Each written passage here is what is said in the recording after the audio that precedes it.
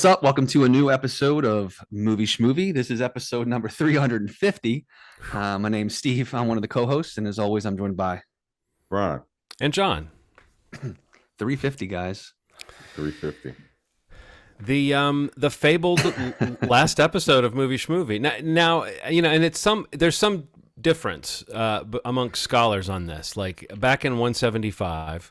And I can drop the clip in right now, and Ronald, I'll give it to you so you can drop it into the video as well. We were remarking on the fact that we'd done 175 episodes, and Ronald said that he wanted to do 175 more, and I didn't disagree with him, which I think makes it like there was no disagreement in the moment and then we published the episode, and so I think that's what makes it a podcast promise. So it's been a little unclear to scholars of podcast promises. Is the prophecy then that we can only do 175 more, or is the prophecy that we are then freed from doing podcasts? Like we've promised we'll do 175 more, but like we the can stop if commitment we wanted to. Yeah. Like you've done the at least kind of thing. Yeah. Like we've committed to it, and So delivered the promise, basically. Right, but that now that it's almost like we've got to disband because of what the promise said. Anyway, so I'm expecting. Actually, I was hoping I would get a message back from these podcast wizards that I contacted about this. Yeah. I called them scholars before, but we all know I meant wizards.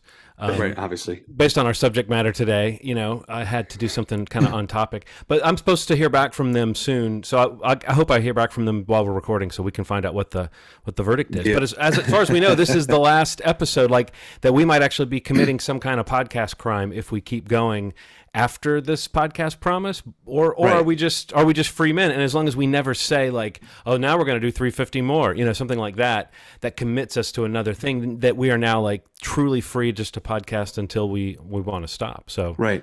it'll be like a spell that's broken. And I wonder, like, maybe, like, is the prophecy that it's a majority commitment decision? Because did I actually commit to the 175? I mean, or is it unanimous? What happens is you say, like I say, oh, so I indicate that maybe we should just bank all of those 175 podcasts as soon as we can, so that we're done with them. We're done. Yeah, just get it and done. Then you say something, and I can't actually tell what you say, Steve. You either say just one more podcast or more and more podcasts. It's a little hard to tell what you say, but we all kind of chuckle and move on. And so, I don't know. I mean, I've sent the clip to the podcast wizard, so they'll be examining it, I'm sure, for that notion. But I did have that thought of like, you seem to sign on, You also don't. It's implicit. It's not. You didn't like voice a vote. You kind of joined in with the patter, and then we moved on. So it's possible that means that's not even a quorum. Right. That could be our out, maybe. More and more, meaning more and more than 170. I don't know. We'll have to see. Did I just use the word quorum right? Because I did. Know. Okay. You did. But yeah, I guess hopefully you find out while we're recording. Hopefully I'll get a message. Yeah. And we kind of know where to go from here. But I guess in the meantime, we should probably just proceed as as planned. As kind of like it's just another episode of the show, but we all know in our hearts this could be it. We're going to put it all on the line right now. Yeah.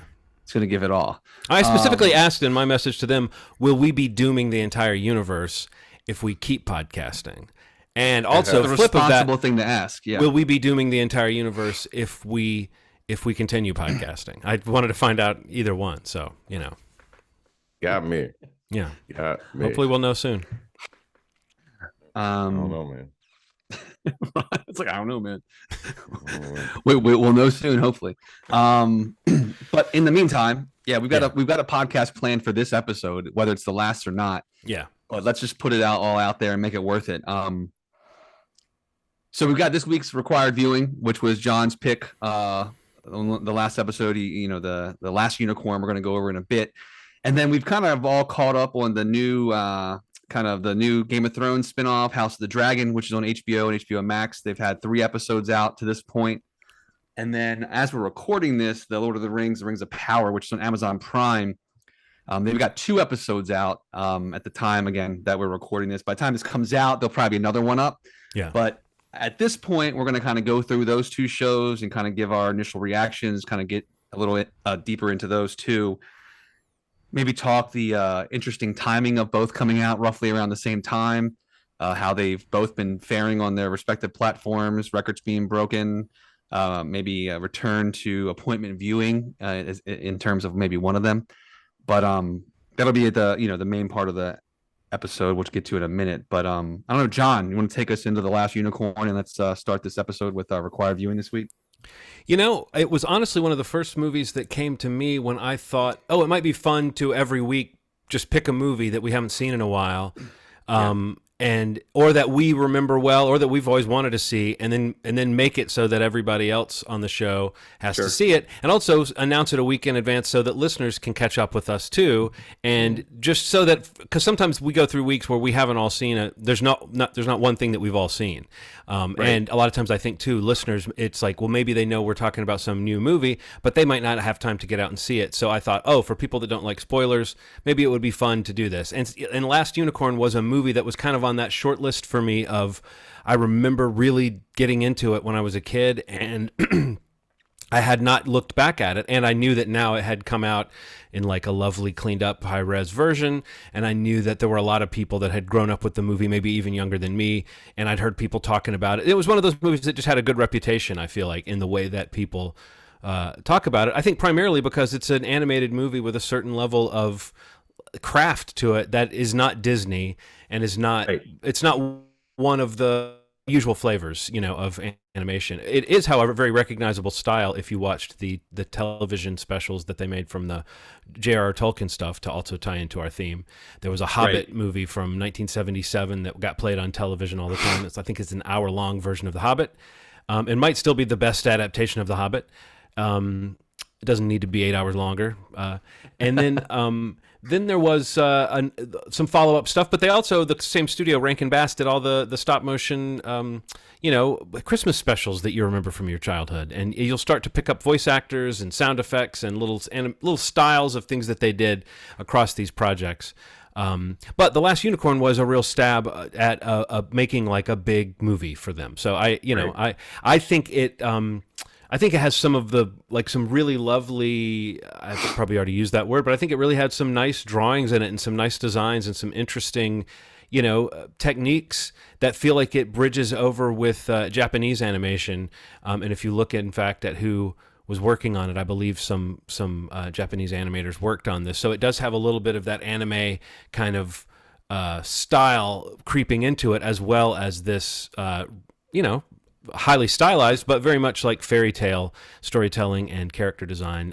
So yeah, I was charmed by it again. I mean, I enjoyed it for a lot of the things I think that made it seem special when I was a kid. But I can also see how it's one of those movies that I don't know if it's made for the attention spans of today's kids. But I think if you got in young enough with somebody, they could get into something like this. But I think that it does have these long stretches of these kind of sleepy but pretty folk songs that make it feel dragged out even at its length of 90 minutes or under. I mean, it's another short movie, but But I mean, I thought the music was nice. I just found myself thinking like, okay, yes, this is quite interesting and beautiful, but also very dreamlike and I wonder if a new audience seeing it for the first time now would find it slow and dreamy instead of propulsive. Even though I think right up to the end, it's got some really cool character moments and scenarios in terms of what the drawings are and what's happening in the story. What do you guys think of The Last Unicorn?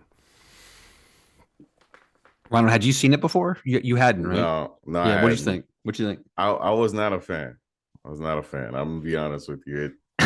It was nuts. It was beautiful though. So, and that's the point that John's saying, which is why I asked you, like somebody coming to it later, like you just did. Like, go for I that. remember Dragon's Lair on 3DO, which kind of had that animation style. Yeah. Beautiful game, and that's the first thing that kind of jumped out at me. Like John was saying, kind of that like Don Bluth, who used to be at Disney. Dragon's Lair kind of has that look to it. I like the look of it. It was hard for me to follow at parts. Like I did the motivations of all the characters.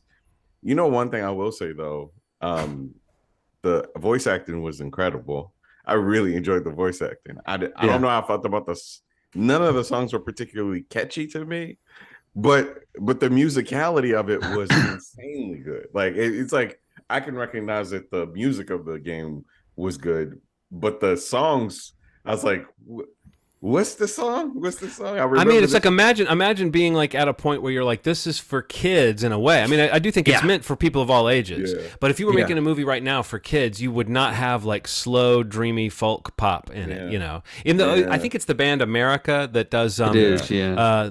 I went through the desert on a horse with no name. You know that. So it's like they're an established band with, and I think the guy's vocal style is nice. I think there's maybe one or two songs that actually start to stick in your mind while the movie's going on, but it doesn't fully coalesce. And I also think then you get the two songs that are sung in character voice.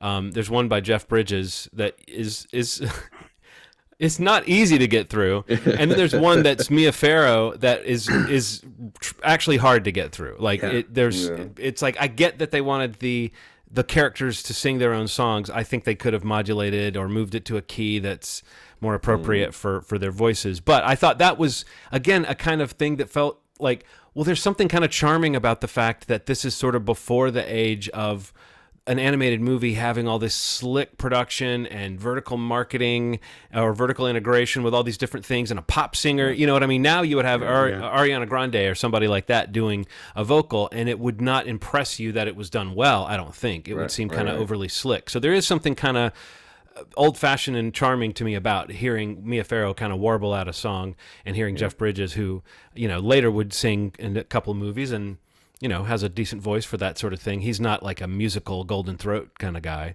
But I guess what I'm saying is it's still cool hearing that it's Jeff Bridges, and it's still cool hearing, you know, Angela Lansbury or Christopher Lee.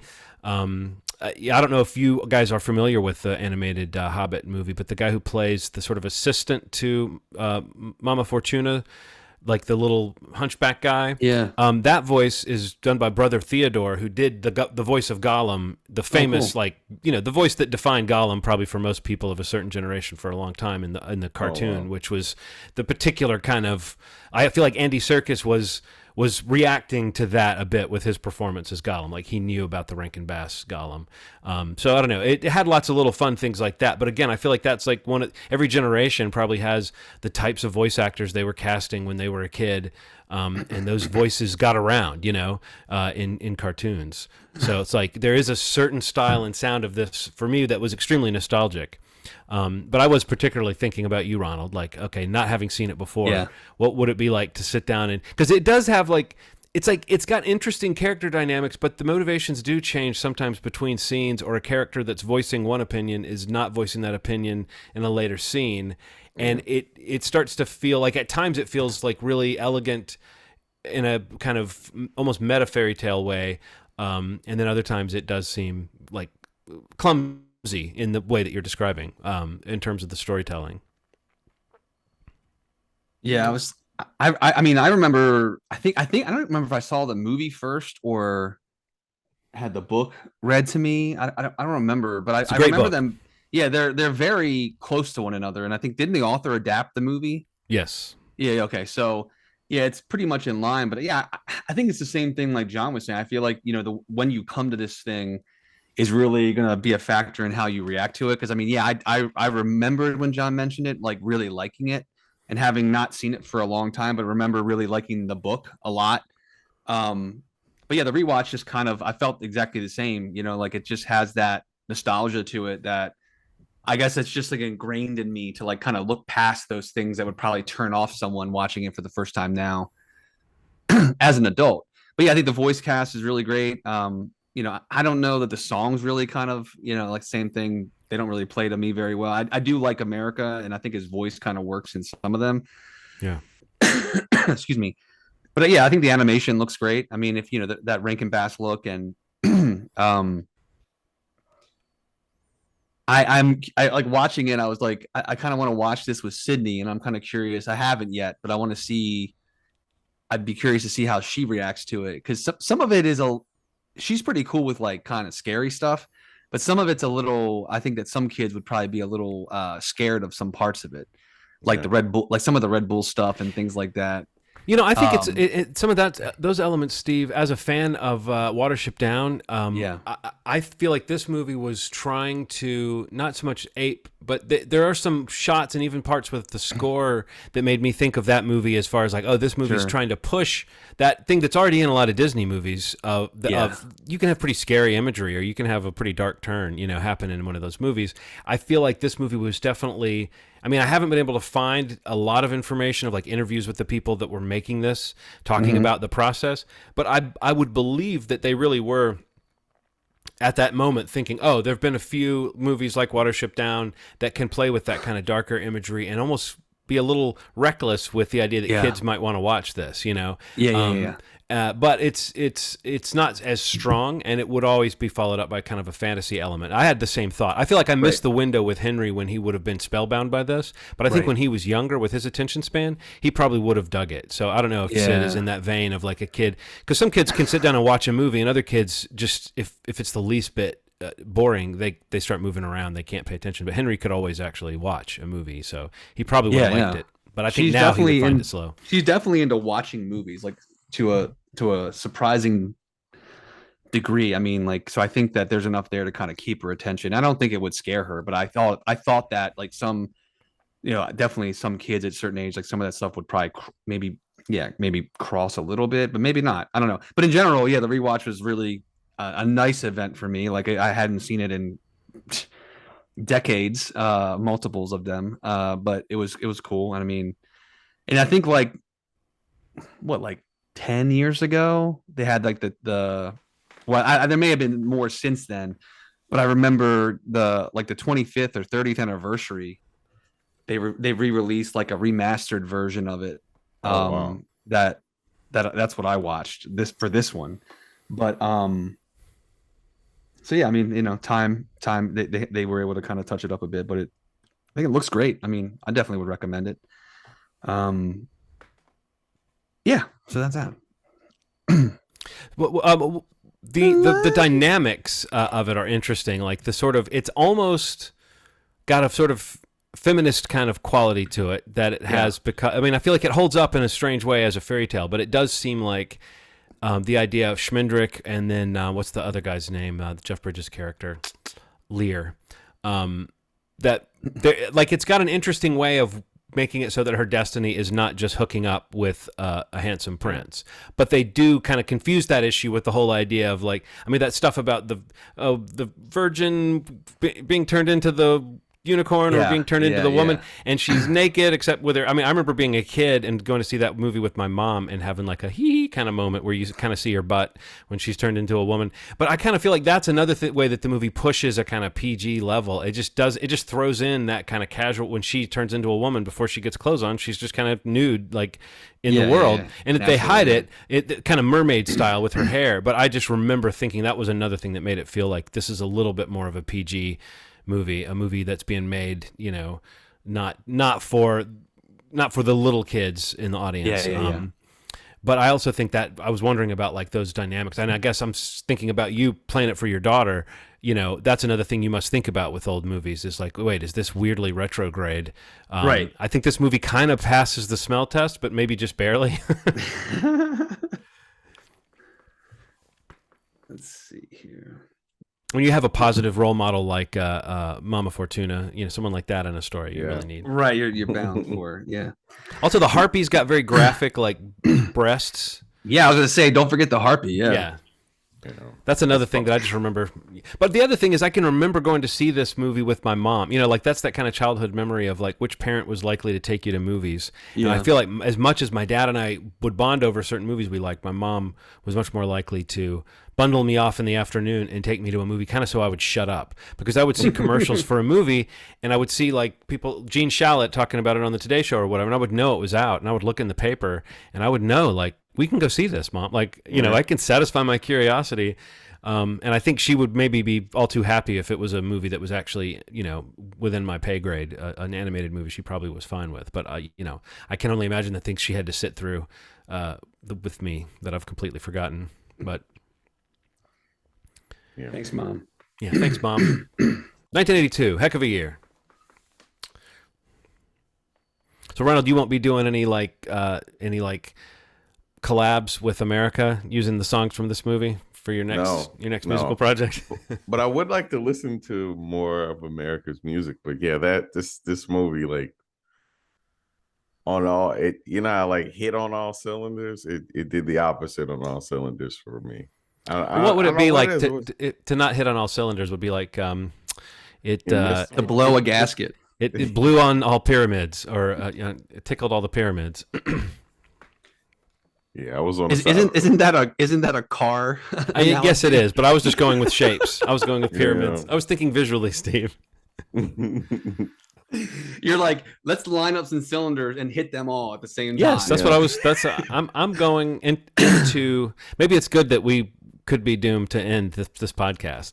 Because spiraling out here. Yeah, I'm spiraling out. All right, guys, let's move on. Are we going to pick another required viewing right now, or should we wait to hear from the Wizards? Because is it even worth it, or what? Let me check to see if I've gotten a text back from the Wizards. I'll look in my message app. No, nothing yet. So Let's just act like again. Let's assume this is just normal episode. So I think that makes it Ronald's turn, right, to pick the next required viewing. The original Toy Story. Okay. Mm-hmm. No. The Brave Little Toaster. Woo! I kind of knew you were going to pull a little trickaroo. The original Toy Story. No. No. The original Toy Story. The blueprint, if you will. Inanimate objects talking and going on adventures is what I feel like this whole. I feel like the people at Pixar were like, man, I love that movie. Why don't we give this a little more, softness to it and put in, create something. Yeah, Brave Little Toaster. That's going to be my pick. And before we leave the subject of The Last Unicorn, we should at least mention, I don't think we ever said Peter Beagle, the name of the author of the book, who has written other things that are really good as well. So if that's kind of the takeaway from this, might be just look into Peter Beagle, a very good writer who wrote other stuff in this mode, in this kind of fantasy with a little bit of a nod towards modern ideas. Cool. Cool. So what are we going to talk about next? Maybe we should talk about something that came out a little sooner than the 2 episodes that we're going to talk about after this. Game of Thrones, House of the Dragon. Let's talk about it. House of the Dragon. How many dragons are in the house? That's the question. This like it comes hits the airwaves, and we're wondering right away, like, how many dragons are really going to be in this house? And I've got to say, I'm not clear which house is being referred to in the titles, but I don't remember which house I've seen or been in. I've been in like palaces, and I haven't seen any dragons inside. So I think the title is a bait and switch. Yeah. How about Cylinders? Did you see them inside? The Cylinders? They're one of my favorite new wave bands. House Cylinder? You saw House? Yes. So I mean, like, there's a lot of baggage attached to a Game of Thrones follow-up / prequel / whatever, because people we've talked about how nothing like left the cultural conversation faster than the way Game of Thrones did, just because people were, there was a lot of mixed feelings about the finale and about the whole last season or 2 of the show, that people sort of started to feel like it kind of bungled something special. But people just didn't want to talk about it forever. But what was weird was seeing so much excitement bubbling for this prequel, which honestly I didn't feel until I started watching it again. When I started watching it, I got right back into this world. But I was not that excited about the look and feel I'd seen from the trailers, and I wasn't that interested in going back into this phase. Like, I didn't know if the Targaryen family, which is the titular House of the Dragon, all jokes aside, that's the family we're following. I wasn't sure I was that interested in them. But I don't know, I was hooked right into the sort of style of storytelling that George R.R. Martin, puts into this fantasy realm. What did you think, Ronald? Watching it, the first, like, just sitting down to watch this new show. Well, I mean, I have a lot of complex feelings about Game of Thrones. I think one of the things that's really interesting about it is that's a dense book. The books are very dense, and what they've managed to do is make this a palatable sort of thing. So I'm going to be completely honest with you. as dense as that text is, Game of Thrones has become like entry level like fantasy for people. You know, it's especially the way that HBO does it. HBO takes this very complex text and makes it very palatable to the average watcher. So like that's really cool. Versus, I mean, I hate to do comparative stuff because it really is like both exist in very cool spaces. But Lord of the Rings to me was a lot harder to take in just as a casual watcher who isn't like heavy duty into fantasy and stuff like that. Game of Thrones was like the more palatable thing when I couldn't finish all the Lord of the Rings, when somebody was like, it's like that, but it's a little simpler in its presentation. So I tended to kind of come towards it because of that. It's like entry level fantasy. I mean, I'm being honest. It's just there's sex and war and all that stuff, but very. I mean, there's some magic a little bit, but it's not. This is gonna sound weird. It's not nerdy magic, and there's nothing wrong with nerdy magic. I just think that like again, this is the HBOification of things, where they kind of make it sexy and sleazy and interesting with people with robes and stuff like that on. So you know, I think it's really, it's the sex and the violence that they pump up. That's like it goes beyond fantasy violence, and then almost to a hilarious degree, HBO will stick in like you got to throw in a scene in a brothel, you got to throw in something like that happening, and I think the first show was probably more unaware of, like they were doing more of the HBO thing, and this new show I think is doing a much more self-aware version of a very similar thing. But yes, gore and sex, which you would argue is like the things that are missing from Tolkien in a way. I mean, there's violence in that, but there's not this kind of like gore and sex. So I could see what you're saying. I don't know if entry level is the right word though. I almost think it's like this is like grown up. It's like whether people are tricking themselves into thinking they're watching something more grown up or not. That's the feel it has to people, is that it's grounded, it's grown up, it's got guts to it. That people might not always see in the more high fantasy that's told more straight. So I do think the distinction is there though. You're dead on. Like the Tudor, like I could give somebody like the Tudors, or it's just harder to. I don't know anybody that's like, you know what I love? The Tudors. You get what I'm saying? Like it's just not that. Like I could give you denser like stuff for that time, and it's just like Game of Thrones is not that. Like it's just presented in a different way. It's something about the you're right, the sex and the violence. It's really pushed forward in a way, and it really, the magic in it is done in a way that's like, here's a little bit of it, not a ton of it. It exists in this world, but it ain't heavy duty, and it's not anything that you can't take in. It's like, oh, okay, sure, there might have been some magic motherfuckers around, some dead people getting up, and there's something about that makes Game of Thrones a phenomenal sort of thing. Like it's the reason why people are able to take it in the way that they are, is because it is.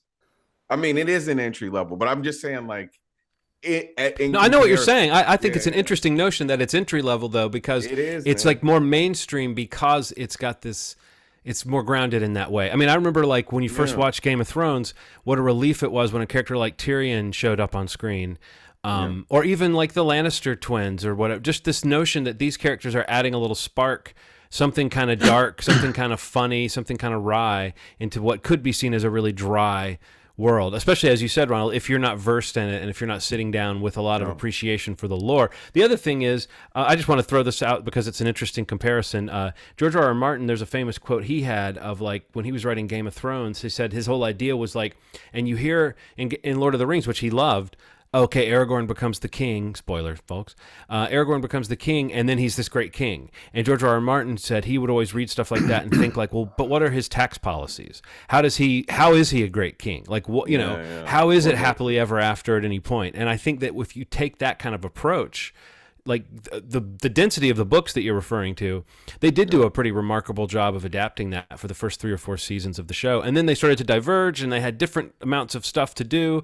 And I think that what this new show represents is, if you liked that density based on the lore and the involvement of George R.R. Martin and his ideas, this new show, House of the Dragon, is a much more booky, Like it comes more directly from that world and that philosophy and that aesthetic. And I think certain ways that really makes it pop because some of the dialogue and some of the characters are really interesting. And I also think if there is any setback to it, it's that you have a 6-month gap between these 2 episodes and a 3-year gap between these episodes. And it's possible in there, as cleverly done as it is, it's possible in there to lose some of that ground level, entry level, whatever you want to call it, storytelling that made Game of Thrones so compelling, which is that you would be sitting with grounded characters in the aftermath of a weird decision or in the aftermath of something weird that happened. I think this new show feels different in that way, like it's moving through time faster.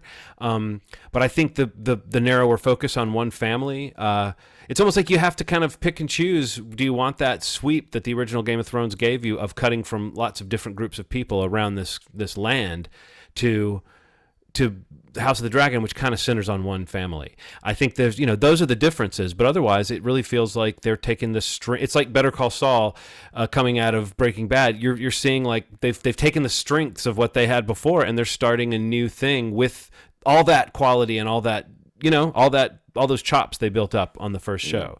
So I think in a lot of ways it had better be a good show, and it's a pretty good show. The first Steve, 3 episodes anyway. What do you think, Steve? I mean, I've loved it so far. I mean, I think this is one of the mentioned earlier. This is something that it feels like that appointment viewing. Because it's like weekly drops. It's like Aaron and I Sunday night we're watching it. When it hits, which is kind of it drives her nuts because she's so like all about the streaming binging model, and and I can relate for sure. But there's something like really exciting to be like you're digesting these things over the week. You're thinking about what you saw. You're anticipating. And I think that really lends itself to a show like this, or even something that is from the same DNA as Game of Thrones, where you do have so many characters, and it only expands from episode to episode. And I think that's one of the things that, they really tested and succeeded so much on with Game of Thrones was like an audience, a massive, massive audience can watch a show and, balance the story of 8 different threads. Like they can watch 8 different plot lines going on over the course of a season of Game of Thrones and stick with it and be patient with it. Yeah, and like stick with the characters that you eventually kind of latch onto and want to see, like mentioning Tyrion, somebody like that comes along. You definitely, like, so far in this season, I'm looking for that character still. I don't know that I've seen that character quite yet. I mean, there's definitely some performances that are popping off the screen. And, some, whether they're good or bad on the surface, like, some people that you're really kind of like latching on to what's going to happen with them.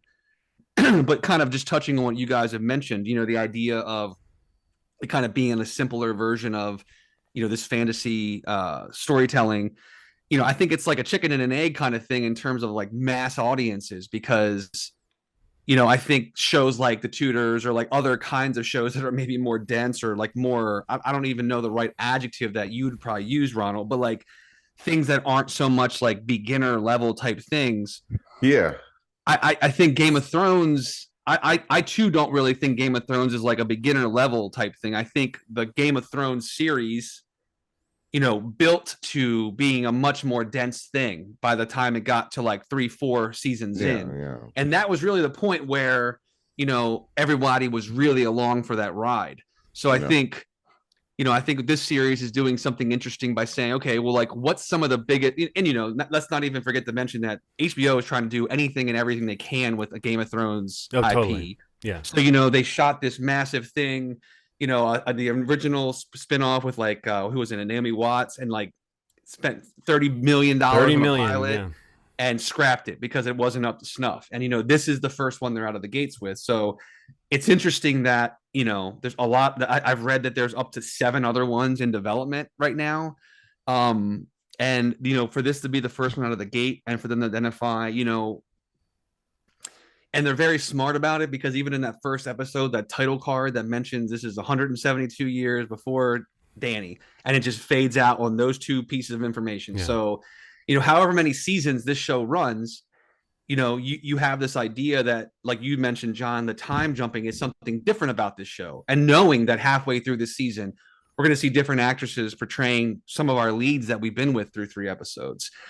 So I think that's interesting and new and different, that we could kind of jump through time, and that makes it a little different than Game of Thrones, where it'll test whether, you're liking the actor performance or if you're liking the character, in some of these roles, which I think will be interesting, and it'll be a little different because like right now, the actress who's playing Rhaenyra, like I think she's great. But to know that, you'll only have her for 4, 5, 6, I don't know what the actual number is, and then somebody else is rolling in there and playing that character, that's different. That's 28 years supposedly are going to be covered in the season, right? And we've already been through like 4 years into the story. So right, yeah. So that pacing is really interesting, and I think that might be fun to be given that expectation that this series is about the 172 years between now and everything we knew about House Targaryen. Yeah, and that's what the book is. That's what the source material is, and George R. R. Martin is very involved, and that material is there. It's not something that is ongoing, like John mentioned, where like eventually they divert, they kind of went on their own path because the showrunners of Game of Thrones, Benioff and Weiss, kind of went on their own and kind of were making their own story points up because they were at a point where they were past what he had written. So I mean, I think it's just a unique thing, and I think it's cool to see people latching onto it. I love that viral video that was going around the first week it premiered of like that apartment complex in New York. Did you guys see that? Where like well, all of them in unison. Video, like you could see all the windows were like timed to like the title cards and like the lights, and you're like, okay, everybody's watching House of the Dragon, and that's kind of like that zeitgeisty thing that we always talk about. Is like, they can promote as many shows as being massive hits, but when you see something like tangible like that, people are sitting down at 9 or 10 o'clock or whatever it is in that window to watch a show like this. And I think episode over episode it's gotten better, in my opinion, through the first 3. And well, the characters have definitely gotten deeper. I mean, as far as like watching characters pop, it's getting oriented and knowing who's who and what their angle is. And sometimes characters, I guess, disappear between episodes with this timeline thing that's going on. But I gotta say, as far as like the performance and character that's just popping for me the most, that I mean, especially in this last episode, it just became incredible. Paddy Considine as Viserys is incredible. Like this character, I mean, he's an actor that I love, and I've always enjoyed to see him pop up. And when I heard he was playing in this, he's playing this kind of this king who sort of makes a lot of bad decisions and has a hard time keeping the kingdom peaceful. And I was like, I wonder how long a character like that's going to last in this world. But to me, he kind of feels like that next twisted extension of like what Ned Stark represented because in that first season, Ned Stark represented the guy who's supposed to be the good guy, but you saw how his belief in goodness and doing the right thing, how it tripped him up in a world where people are backstabbing, And I feel like Viserys is like, or Viserys, however you're supposed to say it, he's that next level of character, or just a slight, but where he starts off and you can already tell that he doesn't really have the confidence of the people around him, and everybody's trying to manipulate him, and he's like a little out of his league as a king, but his problem is trying not to hurt people. Like there's interesting ways in which he's not cut out for the job, but that also he has the traits of a leader you would want. There is like, and I like the way it seems thus far. I like the way he has stood by his decree that his heir should be his daughter. Like I know that he's been wishy-washy about certain ways he's gone about things, and there've been like 2 or 3 scenes that are all about the sort of empty displays of power that he can feel like he doesn't really have people behind him. He has just people who have to be behind him because he's the king. And he's kind of like ruling over this period where there's not a lot of threats to his family or his kingdom. So he gets to kind of sit on the throne and throw parties and be a likable guy. But there doesn't seem like a lot of people really respect him. And I just find that to be interesting because it's like that's that next layer of that Ned Stark character in this world of like, here's a guy who is just not going to be able to do what needs to be done because he's not as ruthless maybe as he should be or as decisive as he should be. But I find it very interesting to watch someone kind of try to do the right thing and also be open to advice. I mean, there's different people who give him advice that I think he takes in a good way, but it also shows that pretty much everybody I don't know, he's manipulable. But I think Paddy Considine is playing him, and in that latest episode, he kind of reaches a breaking point where he's just gotten drunk and he's tired of people trying to control him or whisper in his ear what he should be doing. And he has a couple of great moments of like when what is Rhys Ifans' character's name, the guy who basically suggests at one point that he Otto. he marry his teenage daughter to his 2-year-old son, like, and King Viserys like laughs at, doesn't know if he's joking. I mean, he's just, Paddy Considine has been playing these kind of tortured, quiet moments, but in this episode, he really gets to kind of go off in a way. Yeah, I don't think he's long for this world in terms of this timeline that's moving fast. I feel like some shady stuff is probably going to happen to him pretty soon. But I do think the backbone he has about standing by his choice of his daughter as heir, even if that's not what she wants. And this is Game of Thrones, so it's like, of course, that's complicated too. And there's the whole thing with the mother and the awful C-section in the first episode. I mean, this, they've really piled bad decisions on this guy. And I just think, yeah, Paddy Considine is one of those actors that I've always loved to watch. And so seeing him get to do something this meaty in a show that might end up feeling like a 10-episode miniseries about this family. I don't know how much the storylines are bridging over into a season 2, but they've definitely been picked up for a season 2. So, Right. I wonder how that's going to go with the fast timeline as far as people getting attached to actors and characters, like you were saying. But I think with these adult characters, we're sort of in the clear. If Paddy Considine, Rhys Ifans, I don't know who else in that vein, but like those people are probably sticking around. The guy who plays Corlys is a pretty interesting actor. He's fun. I do think Matt Smith is doing some interesting work. In the most recent episode, he kind of came into being for me as a character too. So. Yeah.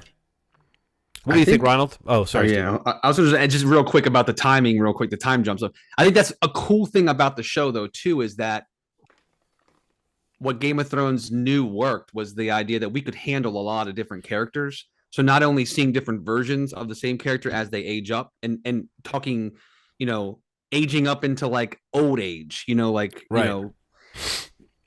Wishing I didn't know what happened to Rhaenyra from what we learned in Game of Thrones, the series. Like, I wish, the idea that character could grow to an old lady in this show, because we know there's 172 years, and this show could just bridge that gap entirely.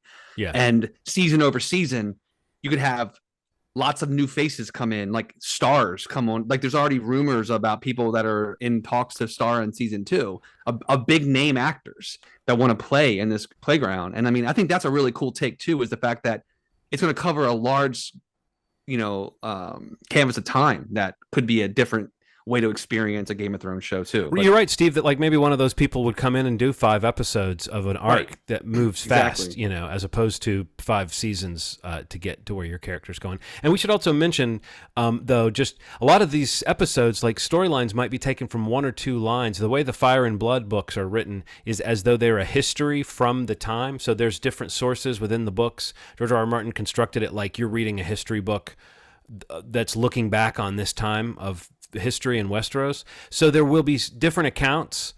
It's almost like biblical accounts where it's like there's different versions of the same story. There's room for the show to fill in details and to say like, well, here's what the real story is, and here's why people believe this other thing.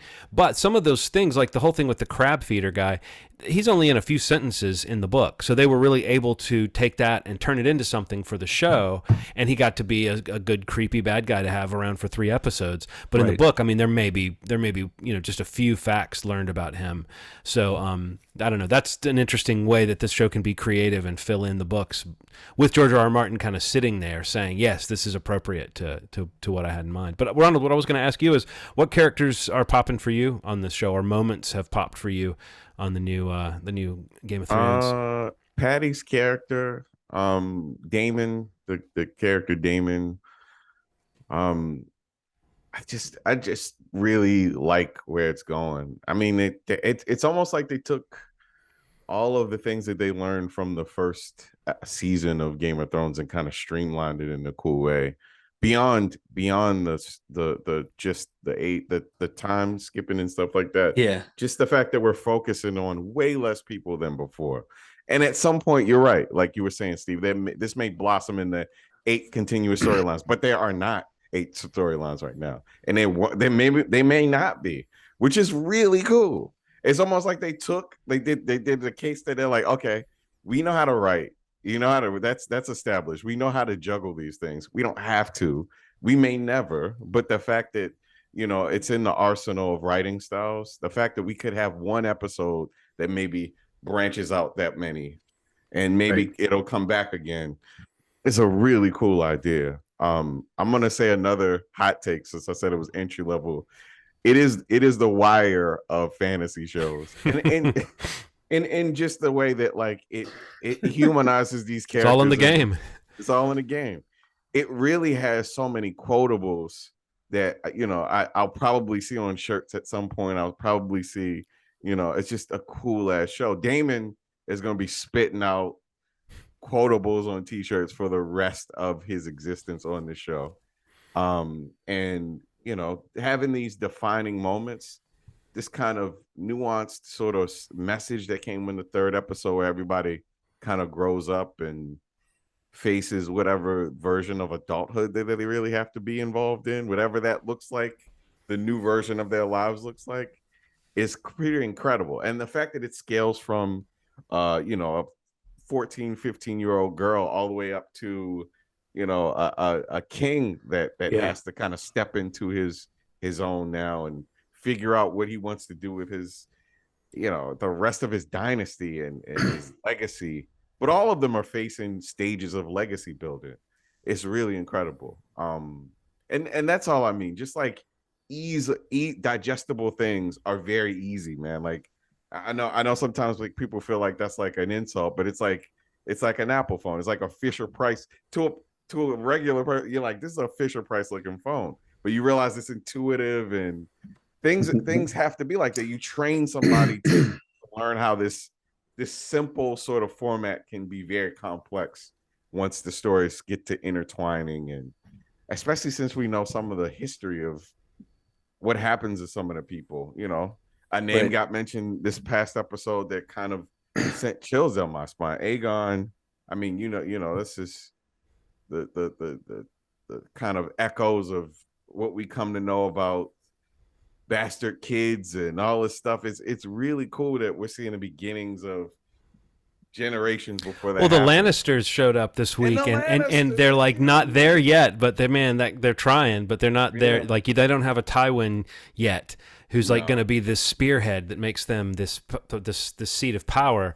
But I thought that guy was great playing the twin versions. Was it Jason and I can't remember. Yeah, I was going to say, guy. Can we just appreciate how George R.R. Martin has like these very complex and elegant and beautiful names, and then every once in a while there's a Kevin and a Jason. Yeah, right. Up. Yeah. But then when you look at the spelling of some of them, it's always different. Yeah, right. Yeah, you got like an extra consonant or a vowel in there just to fuck it up. Well, Emma is like AEMMA or whatever, and Emma, and they're like, who is causing all this trouble across the land? Damon.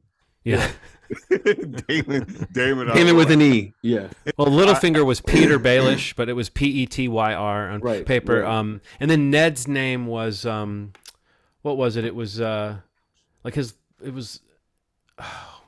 was some way in which his name wasn't like Edward. It was Eddard. Eddard. Eddard. Right. Yeah, it was Eddard. Yeah. Eddard Stark.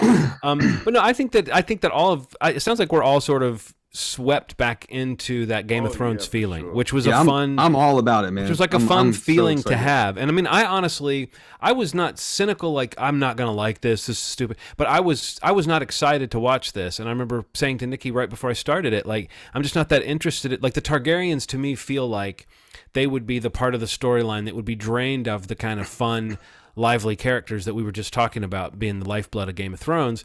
And then within an episode, I saw how they were doing something a little different. Now, granted, I do think maybe it took to that most recent episode before I really felt like I was hanging with these characters and knowing what they're about.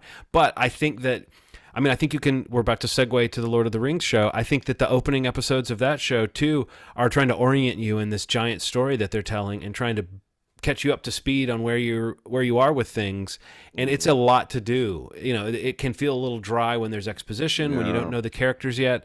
I do think Game of Thrones has that added thing, though, of zeroing in on these kind of human foibles and these human moments. Another thing I think is an interesting comparison is like the Lord of the Rings movies that took off and that people love so much focused on, at least from the start, one group of characters that gradually grew as they went on one mission for one story. Now, it started to splinter off in the later movies, but the first movie, it's like 3 hours of following characters through this world. Right. Game of Thrones started off with jumping all over this world. The two new shows are the reverse of that. The Game of Thrones is like zeroed in on one family story that you're following scene to scene, and the Lord of the Rings show is giving you this sampling of the world where they really do give you like 5 or 6 different groups that you're trying to follow. And I honestly think that's why it takes till late in the second episode before some of the groups really start to come together as far as like what's going on with them. But I found the storytelling very dense in those Lord of the Rings of Power episodes, as opposed to the sort of decompressed, almost like hangout style of storytelling I was getting on Game of Thrones. And I think both approaches are benefited by the fact that they're throwing so much money into these shows that they look. And like Lord of the Rings in particular, it's like it looks as expensive as the movies in most scenes, and in some ways shinier and more expensive even than what they're doing in the movies. I don't know if the casting of the characters haven't quite started to pop for me on Lord of the Rings, but I think that's because you have those elves acting all grand and everything. I mean, there's just it's a drier style of storytelling. But as far as the adventure and the look and feel of things, and I particularly like Bronwyn and Arundel, I think are their names. Arendir on Rings of Power. Those characters have popped for me. And I really like the look and feel of what just their world and the part of the story they're involved in.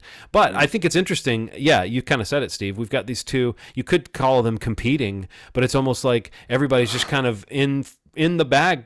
I knew so many people who were like, oh my gosh, I can't wait to get back into that Game of Thrones feeling. And I know so many people, a lot of the same people that were like, oh my God, I can't believe we get new Lord of the Rings, and it is pretty bold. And what they're doing with Lord of the Rings, it is pretty crazy to like pick up the little scraps and stories of similar to what they're doing with Game of Thrones. These are like J.R.R. Tolkien would write like, in the appendices, he would write like an abbreviated history of a group of people, and he would talk about a certain era. And a couple sentences would become something that fans have speculated about forever. And that's what this show is very carefully, very judiciously trying to turn into something that's worthy of that brand. They're not adapting J.R.R. Tolkien, but they're trying to kind of impersonate him. And if you've read any of the press, you've seen where they seem to take that job really seriously. What they're doing is got to be as up to snuff, as you would say. So I don't know. I think that, Ronald, pivoting to Rings of Power, how does it compare to the Game of Thrones, or just in general? How did you feel after watching 2 episodes? So compare the 2 RRs. Yeah. Okay. So first, I'm gonna finish a thought on Lord of the Rings, House of the Dragon, then go to Lord of the Rings. I love it. House of the Dragon, this is the first time, I know this is getting into the weeds. Dolby Atmos, Dolby Vision, this thing looks really nice. Like House of the Dragon looks nice. Then you get to a property that gets far more money thrown at it per episode, and every movie, every frame of this show looks like a goddamn 4K Blu-ray. It is the most gorgeous show I've ever seen in my life, hands down. But I'm a little overwhelmed. I don't know what the fuck is going on.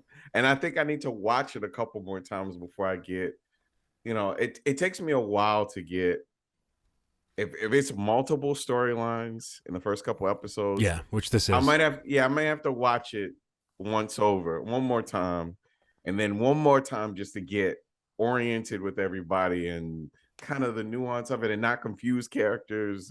They all look distinctly different, but sometimes you're like, I thought that this person said that, so I'll go back and rewatch it. It does. You're like waiting for them all to be talking about the same thing or reacting to the same thing, and that starts to happen a little bit as it goes on. But yeah, I agree with you that like even as a big fan who's read all the proper Lord of the Rings books, I haven't read all the like extra books of tales that have come out, but I've read some of that stuff. I'm a huge fan of this, but it's same way with the Game of Thrones. Really, I love that stuff. I love the detail of the books. I don't walk around with the family trees memorized in my head and all the different names. So it takes me a minute to realize, I think in Lord of the Rings, it's very clear the characters we've seen before, Galadriel and Elrond are lead characters on this show. And we know them from the movies as Kate Blanchett and Hugh, what's his name? Not Hugh Laurie. Matrix guy. No. Hugo Weaving. Hugo Weaving. Yeah. Hugo Weaving. Hugo Weaving.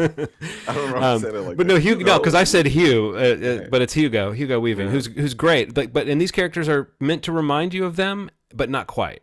You know, and then there's another character that shows up that's like a mysterious character who is actually a part of one of my favorite storylines on the show. And I don't know if that character is going to turn out to be somebody that we've met before either, but there's a few possibilities of tall bearded men with superpowers from Lord of the Rings who it might be. I don't think it is, but I think it's that like they clearly know that any little hint of somebody that we know is something that's going to be exciting to us, but they're leading the story with, okay, Galadriel and Elrond are big characters on this show, and we know they're immortals, you know, who we know in Lord of the Rings. So it doesn't bump us to think they were around.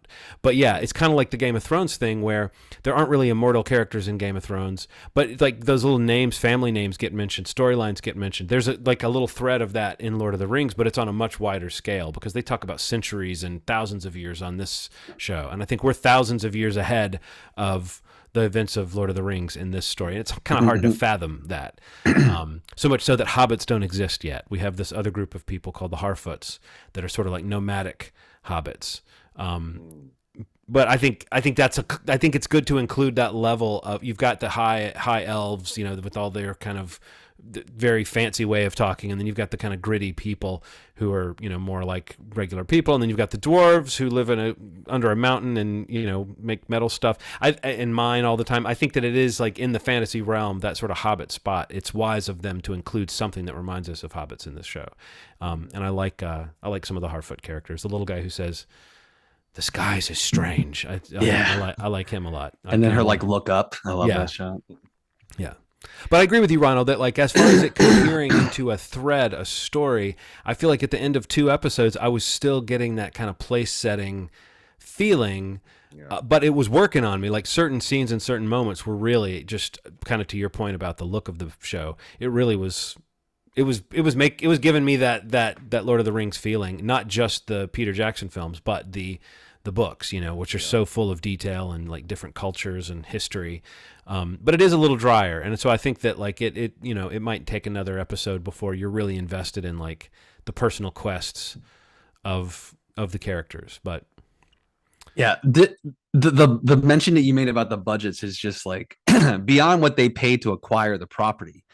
You know, the idea that their planned 5-season run of this show is going to cost them over $1 billion is just insane. Like the fact that it's reported that this season cost, was it, I think 460 or 465 that I read. So that's like $52 million an episode. And House of the Dragons is reportedly under 20 per episode. So, I mean, I think what, you know, like we mentioned, or somebody's mentioned earlier, like the House of the Dragon, you know, the idea that like it feels more like of a tangible world that we can like kind of we've seen before, and like we kind of it doesn't get as much dressing as like, you know, what the Rings of Power is attempting to do by providing that scope again of what, you know, Middle Earth looks like and everything outside of it. It's just that's the quick reminder, like Johns was saying, like of these first 2 episodes of that they're still trying to really lay the groundwork of the map, the literal map that we're watching go around the episodes of like where we are, what's happening where, and just remind us of how large the scope of Lord of the Rings is in general. I think it's doing a great job at it, honestly. Like I love the Lord of the Rings movies. I've never read the book, so I'm not the biggest. I don't have the greatest like like wealth of information about the source material, or I can't remember everything from the movies. I just know I love those films.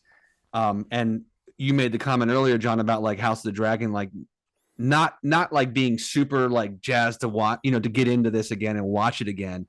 I felt more like that about this. You know, I knew I was going to watch it. It was more of a like, I'll get around to it and check it out, you know. But you know, once I did, like, it was pretty quick to remind me of like, I love all the characters, and I love that like how this level of fantasy is definitely dialed up, and you know, you see how much is created using visual effects, and you know, which is the majority. I mean, and in certain sequences, like the majority of what you're looking at. And you know, Ronald mentioned it in our text thread, like it's visually like, you know, it is one of the, if not, it's one of the best looking shows I feel like that's ever been produced for streaming. And I'd be curious to see the consistency of that through the season for sure, I had the same thought. because like I want to see that they continue to benefit from any kind of sets that they build over the season or the seasons, and like kind of where they kind of pivot to from episode to episode, and kind of having those visual effects always on the screen, because it is nice sometimes to kind of break away, like you mentioned, the two characters, and kind of go to that little town and have it a sequence that's on a set, that's on location, and just with some characters. It's nice to have that break sometimes. But damn, when they get into some of those sequences with the visual effects, man, like you're just reminded, like the Lord of the Rings really did kind of like set the bar in a lot of ways, and like they're really kind of taking it, and probably we'll see throughout this season or this series, like they're going to probably exceed it, mainly because Amazon has an unlimited supply of money virtually. Yeah. And they want this to be, the thing that they, one of the IP pieces that they have, in the streaming wars. I'd be curious, through the season, what kind of audience sticks with it, and especially because streaming, it's not apples to apples. We can't compare it to House of Dragons. It does seem like House of Dragons being watched more, and I think it probably, has the, the recency of Game of Thrones benefiting from that. But I think this show is a little more. It's funny when you made the comment about like the beginners, like fantasy type thing. Like this seems more dense to me, and like I feel like some people would be turned off from this. This is and like Aaron, to be honest, like wasn't interested in watching it after the first like 20 minutes with me. And Game of Thrones, she's like, I'm all in. That's what I'm saying, man. Like there's a thing that people. What you have to understand about casual watchers, man. How people say like I'm quirky, I'm nerdy, and all that stuff. That stuff gets in the weeds for people, man. Like if it's too much fantasy, it's too much. I didn't know that much fantasy. I didn't know that there would be elves. I didn't know that. Like people do not necessarily want that much in terms of sci-fi or whatever it is. Like it's a very strange line that it's like it's an undertaking, man. And you realize that people are less and I wasn't trying to insult the show. I'm just saying that's what it is. Like that's what makes it. It's the perfect intersection of a teeny bit of magic, a lot of sex, a lot of violence. And when you get into a lot of magic, a little bit of sex, a little bit of attractive people, a little bit of, it's like things get fucking out of whack because people are not that nerdy. It's just a very weird thing that I'm noticing. Well, you're just describing things that are probably a little more relatable to. Yeah. No, it's because you're talking about like. Yeah, it's aspirational. Characters. Yeah, it's aspirational. That's what it is. Like, but that's what like real nerdy stuff isn't aspirational. It's like sure fun and like get you out of your world and you're indulging versus something that's like, I wish I was this person in this orgy with these people, right? Which is very different. That's a different world, also indulgent. But let's talk. But that's all I'm saying, man. Like, it's just like. You're right, but it's getting at an aspirational thing versus, getting out of your world and imagining yourself walking in the fields and seeing a big troll at the end, and it's just like that stuff is cool as shit to me, and I'm ready to get into it. But I'm noticing when you get people talking about it, there's limitations to what people want to see. That's all. Right. I mean, we've run into that with all the comic book stuff and all the Star Wars stuff and everything, where it's like it comes down to like, are you a fan of this type of thing, and therefore you're interested to see where this is going because it's more time with this type of storytelling, or are you a person who's only kind of interested when it reaches out and grabs you, or it's a particularly good one, or it's unique, or it's different from the others in some crucial way that makes it feel like its own thing rather than it's part of this other thing. And I also think people overestimate often how much they need to know to enjoy something. I would say that both of these shows seem to jump off with the assumption that you have a pretty good working idea of what the story, like Game of Thrones, the importance of that story, it doesn't weigh heavily on the events of House of the Dragon, but the show certainly starts assuming that you have at least the basic facts of Game of Thrones in your head. And I think the Lord of the Rings show is even more in that vein of like why you might be interested in this or what this might be reminding you of is definitely trading on how much you really love that stuff. So I do think it's true that like the high fantasy, the more straight fantasy can have like a more of a barrier of entry to it than the the show where like people are fucking and drinking wine and I don't know, it's just a bit more gritty in that way, and that's always been kind of the brief of Game of Thrones is that it's it's the grittier show. So literally a picture of a person having sex doggy style with somebody, and then that person going down on another person in the background. Yeah, you're saying like that in the background, in the background, totally unnecessary. Let's all agree, like that's there just to remind you that it's HBO. Yes, it's just that kind of it's ideology and what surrounds it. It's nothing wrong with it. Both are incredible. I'm just saying, like people don't want people. It's just like an interesting culture that we're in, where people brand themselves something and you're like, are you sure you're this much of a fan or this much of it? You like this show. You don't necessarily like the genre or anything within it. This is a cool intersection of things and it works for you. Well, I mean, Game of Thrones, another way to look at that is that Game of Thrones will always have butts and boobs in it. Lord of the Rings will never have butts and boobs in it. You know what I mean? Like, and they might do everything up to and around that, but it's like those are the rules. You might see a little side boob where somebody has a nice dress on, but that's the extent of it, man. That's the extent of it. Yeah. So anyway, I just wanted you guys to know I got a text back from the I called him a podcast wizard, but these are just only wizards I could find online. So, hey John. I can't believe I'm actually talking to you. All wizards love y'all's show. That's pretty nice to know. Very sweet. Very sweet. As for your question about the podcast prophecy, I'm not sure that's even a real thing. You guys are fine. Wouldn't worry about it. Okay, cool. Oh, so good. Yes. They've really kind of dismissed our concern. And it basically says it's something I made up, essentially. So I guess we can just do another one if we want to, and then keep doing that if we want to. As you were.